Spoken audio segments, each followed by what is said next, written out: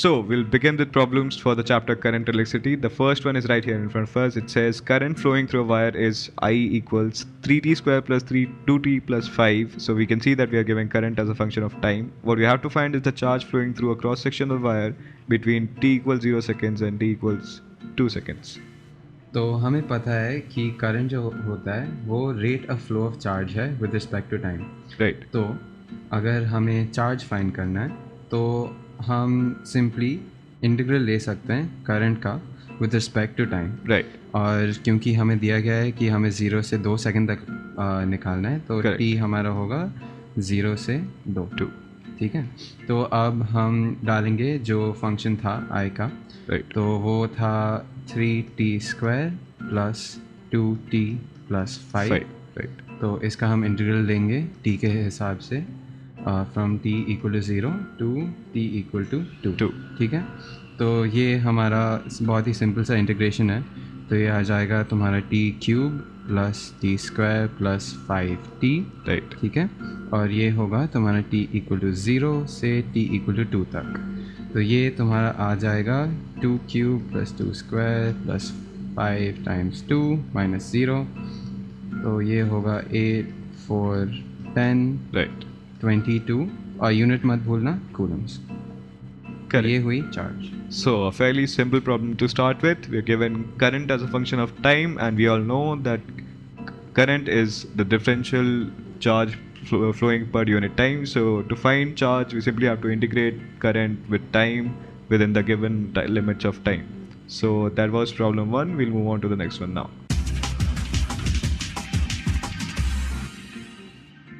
Quickly moving on with problem 2. Consider a copper wire of 2 mm diameter given that every atom of copper contributes one free electron. What we have to find is the drift velocity of the electrons if the current through the wire is 1.1 ampere. We're given the density of copper and we're given the atomic mass of copper. There's this obvious relation between drift velocity and number of electrons and the charge and the current. So how do we begin about it? तो हमें पता है कि current जो होता है it is equal to n times e times vd times a, जहाँ पे n है इलेक्ट्रॉनिक डेंसिटी, e है charge on an electron, Right. vd है ड्रिफ्ट वेलोसिटी और a है एरिया. Correct. क्योंकि हमें vd निकालना है तो हमारे पास ये एक्सप्रेशन आ जाता है कि vd is i divide by n e a. Right. ठीक है. इसमें से हमारे पास i है जो है 1.1 एम्पियर्स, e है जो है 1.6 into 10 to the power of -9 coulomb. Oh, that's actually minus 19. Oh sorry. And this is something we should all always remember because it's a fairly common value and we'll have to use it everywhere in engineering. काफ़ी बार life. आता है current electricity में, तो ये याद रख लेना. और जो एरिया है, क्योंकि ये एक वायर है तो ये होगा पाई आर स्क्वायर. काफ़ी आसानी से निकल जाएगा. हमें दिया गया था कि डायमीटर 2 मिलीमीटर है. Right. तो यहाँ पे 1 मिलीमीटर यूज़ करेंगे. तो that is 22/7 into 10 to the power -3 to the power of 2 metre square. Correct. और हमने यहाँ पे डायरेक्टली कन्वर्ट कर लिया है मिलीमीटर से मीटर में. Yeah, it's always good to convert in the first step itself, unless we need to convert units for some other manipulation that we can conclude by looking at the question. So here, since we don't have anything of that sort, we'll convert right now. In fact, this will be the case in all the questions now on, so I just mentioned it here. ठीक है. अब हमें mainly निकालना है n जो है electronic density. तो इसको निकालने के लिए first of will find the number of moles of copper in 1 metre cube Right. Of copper. ठीक है. So this is equal to the density divided by AMU. Right. अब एक मोल ऑफ कॉपर में obviously Avogadro's number of atoms होंगे. So Okay. The number of atoms in 1 meter cube is going to equal this density, जिसको मैं अब रो से represent करूँगा, divided by AMU into Avogadro's number, which is obviously 6.023 into 10 to the power of 23. Right. एक और value जो तुम्हें memorise करना चाहिए और याद रखना चाहिए. ठीक है. अब हमें दिया गया था कि द नंबर कि हर atom of copper contributes 1 free electron. Right. तो जो नंबर ऑफ एटम्स है that is actually equal to n. ठीक है. Right. तो अब हम ये कैलकुलेट करेंगे. तो हमारा n आएगा 9 into 10 to the power of 3 Okay. into 6.023 into 10 to the power of 23 जो था Avogadro's number, Right. divided by AMU of copper जो था 63. Okay. ठीक है, और अभी के लिए मैं ये यहीं पे छोड़ देता हूँ. तो हमारे VD के एक्सप्रेशन में हमारे पास I है, हमारे पास N है, हमारे पास E है और VD भी और A है, सॉरी, Right. A. और A है, Correct. sorry. ठीक है, तो अब ये सारे वैल्यूज़ तुम रिप्लेस करोगे.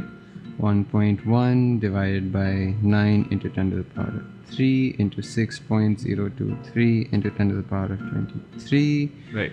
divided by 63. तो ये था n into 1.6 into 10 to the power of minus 19 जो था e, Right. and 22 by 7 into 10 to the power of minus 6 जो था a. Correct. ठीक है, अब इसको कैलकुलेट करना तो सिंप्लीफिकेशन ही है. फाइनल आंसर आएगा 0.0254 मीटर्स पर सेकेंड, जिसको हम कन्वर्ट कर सकते हैं into 2.54 सेंटीमीटर्स पर second. Right.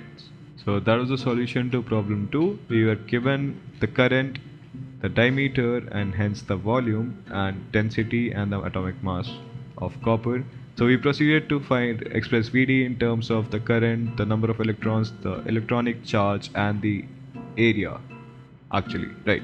So we obtained the number of moles of copper from density by AMU, because AMU is also the mass of 1 mole of copper. So from there we get the moles of copper in 1 meter cube of copper metal. So from there we found out the number of electrons n, and hence we used all that and we found VD. So we'll move on to problem 3 now.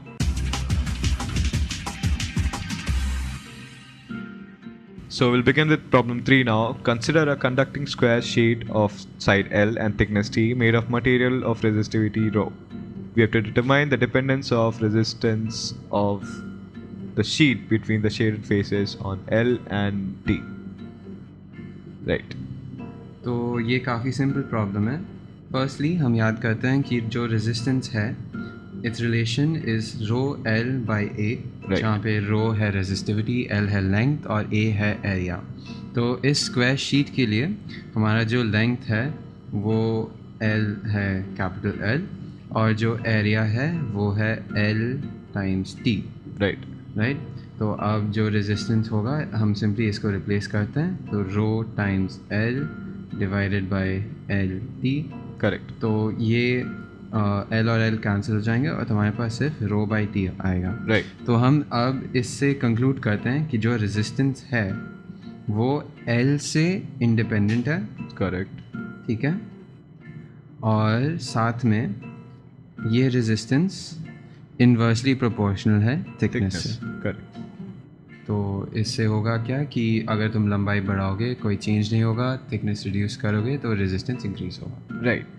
So that was problem 3, and we can see that there was a conducting square sheet of side L and thickness T, and we had the resistivity, and we had to find the dependence of resistance on between the shaded faces on L and T. So since we saw that in the expression R is equal to rho L by A, when we substitute values of L and A for the given diagram, we can see that L cancels out and we're left with rho by T. So that means the resistance is independent of L and it varies inversely with T. So that was problem 3.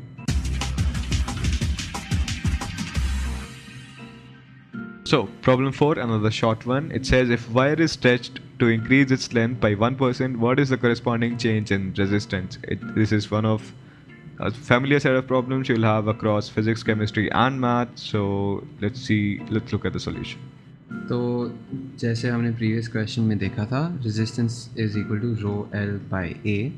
ठीक है, अब जब wire stretch हो रहा है उसका length change हो रहा है, उसका एरिया चेंज हो रहा है, लेकिन उसका जो वॉल्यूम है वो कांस्टेंट है. Right.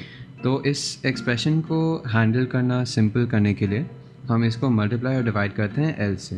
तो ये हो जाएगा rho L square divided by A L, और ए एल हमारा वॉल्यूम है, तो ये हो जाएगा rho L square divided by V जो है वॉल्यूम, और ये वी कांस्टेंट होगा. करेक्ट. ठीक है, तो अब बिकॉज वी रिमेन्स कांस्टेंट और एल जो है, नया एल जो है it is 1% more than L, तो Right. ये हो जाएगा 1.01 टाइम्स L. Right. ठीक है. तो अब जो नया रेजिस्टेंस है उसमें उसको हम R डैश से रिप्रेजेंट करेंगे. Right. वो होगा rho times L dash square divided by V. Correct. ये V सेम है, मैंने कहा था कांस्टेंट है. Yeah. तो ये होगा rho times 1.01 L the whole square divided by V. ये कैलकुलेट करने पे तुम देखोगे कि ये 1.02 times rho L square V है, Right. जो है 1.02 टाइम्स हमारा ओरिजिनल R. तो अब जो परसेंटेज चेंज इन रेजिस्टेंस है वो इन दोनों का डिफरेंस होगा divided by the original resistance. So percentage change is equal to R dash minus R by R into 100%, जो कैलकुलेट करने पे होगा a 2% increase. Right. So that was the solution, and so we had a wire which was stretched to increase its length by 1%. So the crucial step here is to multiply the numerator and the denominator by L so that we get V, which is constant, so that we have to work with change in only one quantity.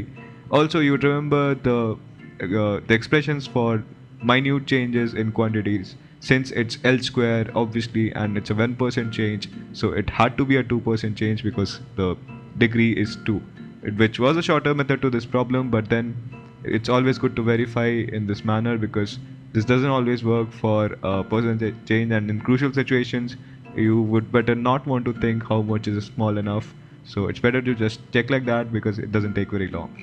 So we'll look at the next problem now.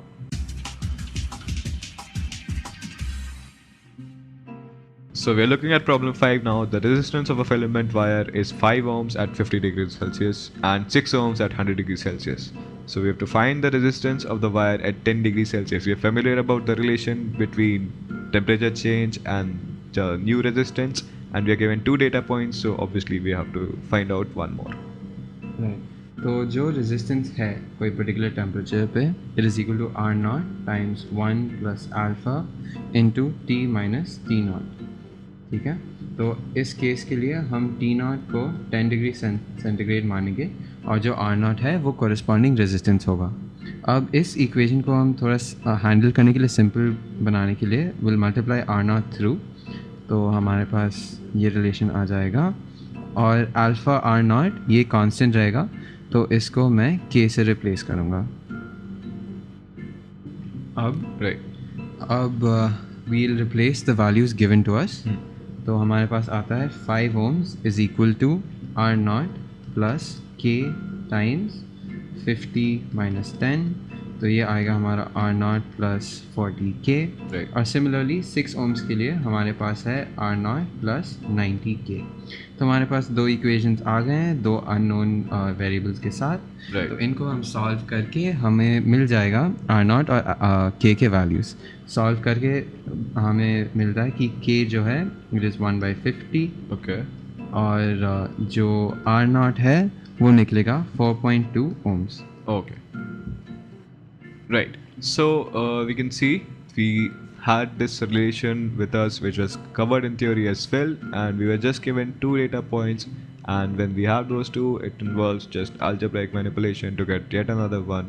In the middle, we simplified our job by assuming a constant for alpha or not because that's not really a concern in the question right now. We're supposed to solve the problem quickly, and that's what we did. So let's move on to the next one now.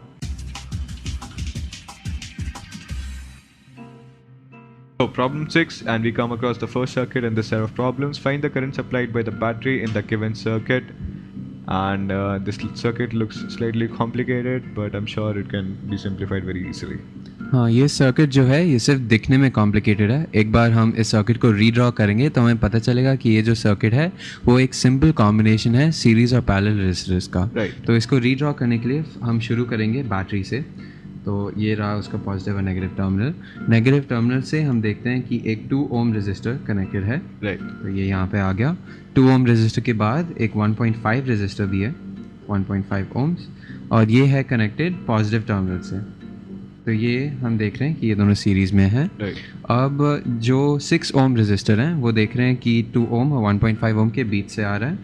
तो यहाँ पे रहा 6 ohm resistor और ये जा रहा है वापस नेगेटिव टर्मिनल पे। राइट। तो ये हम देख रहे हैं कि 6 ओम और 2 ओम पैरेलल में है। अब जो 3 ओम रजिस्टर है Right. वो भी बैटरी के नेगेटिव टर्मिनल से कनेक्टेड है। ओके। तो ये आया हमारा 3 ओम रजिस्टर और ये 1.5 ओम के दूसरे एंड से कनेक्टेड है जो है वापस कनेक्टेड हमारे पॉजिटिव टर्मिनल से। राइट। तो ये आया हमारा फाइनल रीड्रॉन सर्किट और हम देख रहे हैं कि ये एक सिंपल कॉम्बिनेशन है सीरीज और पैरेलल रेजिस्टर्स का। राइट। तो अब हम इसको सिंप्लीफाई करेंगे और एक इफेक्टिव रेजिस्टेंस निकालेंगे जिससे हमें डायरेक्टली करंट मिल जाएगा। तो सबसे पहले 6 ओम और 2 ओम पैरेलल में है। Right. तो इनका जो इफेक्टिव रेजिस्टेंस है अगर R1 कहते हैं तो ये ऐसे आ जाएगा 1/2 + 1/6। तो इसको सॉल्व करने पे हमें मिलता है कि R1 जो है वो 1.5 ओम्स है। राइट। ठीक है। तो अब हमारा ये इक्विवेलेंट हो गया 6 वोल्ट्स 1.5 ओम्स 1.5 ओम्स और ऊपर 3 ohms. Correct. I'll just write the values 3 ohms 1.5 ohms 1.5 ohms and 6 volts। ठीक है। राइट। तो अब 1.5 और 1.5 सीरीज में है तो ये हो जाएगा 3 ohms। Yep. ठीक है। और वो हो जाएगा फिर 3 ohms और 3 ohm पैरेलल में। 1.5, right. तो क्योंकि ये दोनों एग्जैक्टली सेम है तो वो सिर्फ हाफ हो जाएगा। Exactly. और इससे हमारा फाइनल जो सिंप्लीफाइड सर्किट है वो होगा 1.5 ohms और 6 volts। ठीक है। Right. तो अब हमारे पास एक वोल्टेज है और एक रेजिस्टेंस है। तो जो करंट है वो सिंपली है V/R। यहाँ पे V है 6 और हमारा R है 1.5। तो हमारा जो फाइनल करंट है वो है 4 amperes। That which is what we were asked to find out the current supplied by the battery.